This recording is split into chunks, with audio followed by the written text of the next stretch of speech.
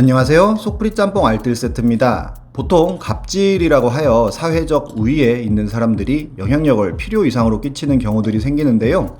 이로 인한 사회적인 문제도 매우 많고 잘못 걸려서 완전히 이미지가 폭망한 사람들도 있습니다.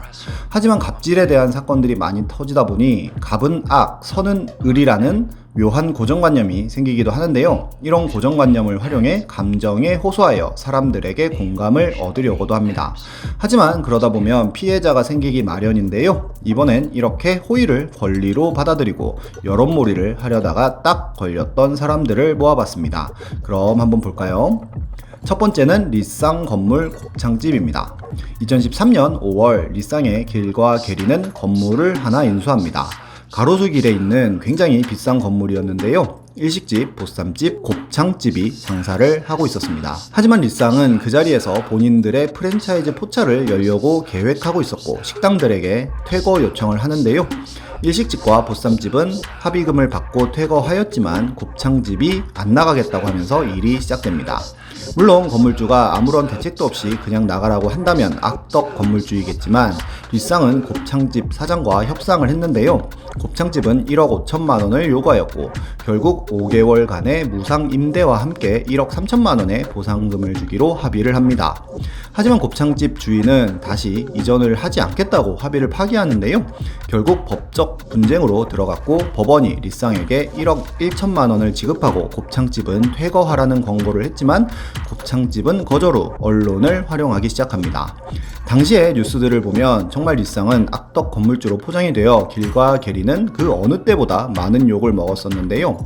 리쌍은 인터뷰를 통해 논란을 해명하지만 여론은 점점 곱창집으로 넘어가는 분위기였습니다.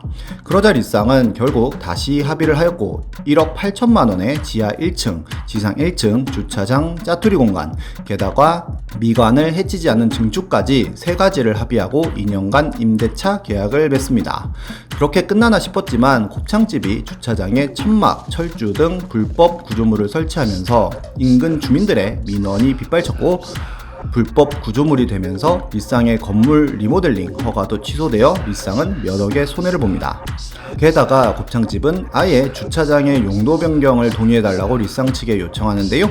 합의서엔 용도 변경을 할 시엔 동의한다고 되어 있긴 하나 건물의 미관을 해치지 않는 범위라는 단서가 있었고 리쌍은 용도 변경에 동의하지 않습니다. 그러자 곱창집은 지속적인 내용 증명을 보내면서 리쌍에게 용도 변경을 요구하였고 결국 길이 폭발하여 만취 후 곱창집 사장에게 찾아가서 욕을 하는 일이 벌어집니다. 이때 곱창집은 녹취를 하고 언론에 배포를 합니다. 그런데 녹취록을 들어보면 길이 욕을 하긴 하지만 이미 곱창집 때문에 몇 억을 손해본 상황에서 최대한 곱창집에게 장사를 해줄 수 있도록 하는 상황이 보였는데요. 이 영상으로 오히려 길에 입덕하는 사람들이 많아졌고 여론은 리쌍 쪽으로 돌아갑니다. 그리고 리쌍 역시도 더 이상 참지 못하고 그냥 나가달라는 내용 증명까지 발송하였고 결국 곱창집과 리쌍은 서로 맞소송을 하는 진흙탕 싸움에 들어가지만 그렇게 소송을 하던 중 곱창집의 임대차 기간이 끝나버렸고 계약 갱신을 요구하지 않았던 곱창집은 결국 강제 집행으로 철거됩니다. 법정에서도 리쌍의 손을 들어준 것인데요. 이후로도 곱창집은 리쌍 페스티벌이라고 하여 건물 앞에서 맘상모라는 단체와 함께 집회를 하기도 하고 꾸준히 게리의 집 앞에서 1인 시위도 하였으며 아예 리쌍 건물 앞에 푸드트럭을 설치하여 곱창 시식회를 여는 등 지속적인 투쟁을 하지만 리쌍 입장에서의 기사도 많이 보도가 되면서 여론은 리쌍으로 기울어버린 상태였습니다. 결국 5년간의 분쟁 끝에 둘은 합의를 하였고 공동 입장문을 발표하였지만 어떤 합의를 하였는지에 대해서는 알려져 있지 않습니다. 다음은 옥정 종이컵 급식 사건입니다.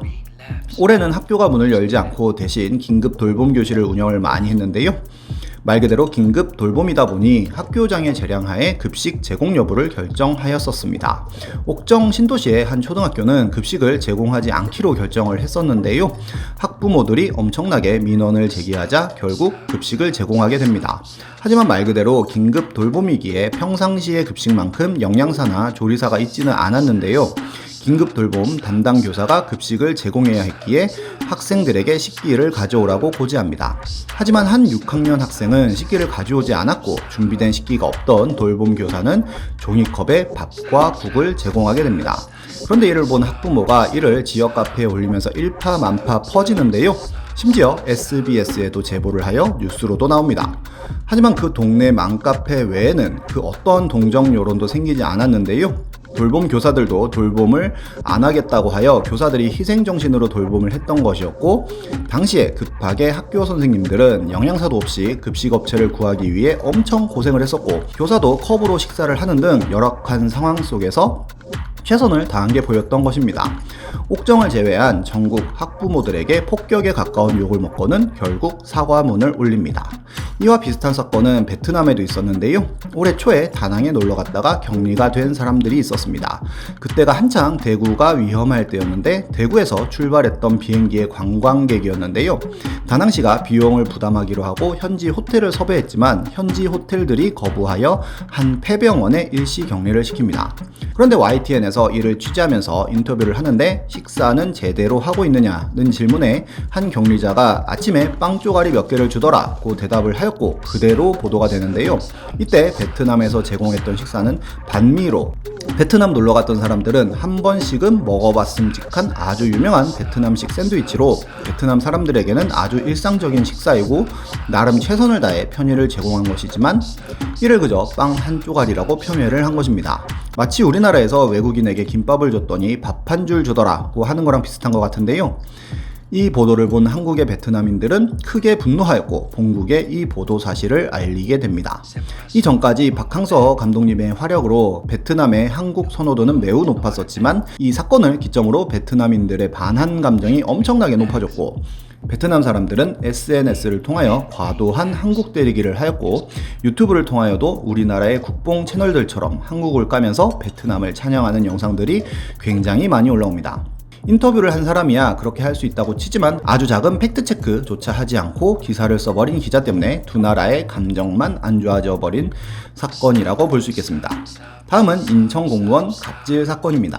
어느 날 네이트판에는 공익근무요원 때문에 힘들어요 라는 제목의 글이 올라옵니다. 공익근무요원 때문에 스트레스를 받고 있다며 공익이 정말 일을 안 한다는 내용이었는데요. 사사로운 잡일만 시키는 정도이지만 매일같이 근무 기피를 하니 꼴도 보기 싫으며 물건을 봉투에 배분하라는 업무를 지시했더니 공익은 본인이 잘못 배분하여 오류난 것이 있을 테니 그것에 대해서는 공무원에게 책임을 지라고 했다며 확 열이 받더라는 글이었습니다. 그러면서 군인들은 동원훈련하며 하루하루 힘든데 따뜻하게 앉아서 근무 기피를 한다고까지 하는데요. 이 글이 커뮤니티 등을 통해 퍼지자 며칠 후 바로 해당 공익에 글이 올라옵니다. 본인은 일병 5호봉까지 하다가 허리 디스크 판정받고 공익이 되었다면서 소개를 하는데요. 미세먼지 대책으로 마스크 35,000장이 왔고 이걸 혼자 30장씩 분류하라고 했다는 것이었습니다. 결국 공익은 휴가 나온 군인 친구까지 밥 사줘 가면서 함께 일을 처리해 2주 만에 했다는데요. 그런데 일주일쯤이 지나서 마스크 묶어놓은 것을 다시 꺼내서 큰 봉투에 전부 넣으라는 지시가 왔다고 합니다. 그러자 공익은 혼자서 하다 보면 오류가 생길 수밖에 없지 않겠냐고 본인은 업무 담당자가 아니기 때문에 책임질 수 없다고 했다는데요. 그러자 공무원은 일부러 들으라면서 큰 소리로 공익을 뒷담화 까기까지 했다고 합니다. 그러면서 쌓여있는 박스를 인증하며 30%도 안 된다는 설명을 합니다. 이걸 역시 거의 모든 커뮤니티에 퍼졌고 여론은 확실하게 공익 쪽으로 넘어가 버리는데요. 화난 사람들이 직접 그 동사무소에 찾아가면서 민원까지 넣는 상황이 되어버립니다. 그러자 바로 네이트판에는 해당 공무원의 사과문이 올라오는데 해당 공익근무요원과는 대화가 잘 마무리되었고 본인의 행동에 문제가 있었다는 내용이었습니다. 그래도 여론이 수그러들지 않자 공무원은 1차 사과문을 지우고 자필로 쓴 2차 사과문을 올립니다. 그럼에도 제보가 이어지자 아예 해당 공무원에 대한 감사까지 착수하는데요. 해당 공익은 다른 곳으로 근무지가 재배정되었고 해당 공무원은 당시 15기간 중이었고 징계가 확정되면 공무원 발령이 취소될 수 있다는 소문도 들립니다. 이 사건이 유명해지면서 언론에서도 취재를 하자 동사무소 관계자는 2주 80시간을 준 만큼 무리한 업무를 시킨 건 아니라고 밝히기도 하고 지속적으로 공익의 근무 태도가 불성실했다면서 CCTV를 공개하겠다고까지 합니다. 하지만 공익은 조목조목 반박하면서 억울함을 호소하기도 했는데요.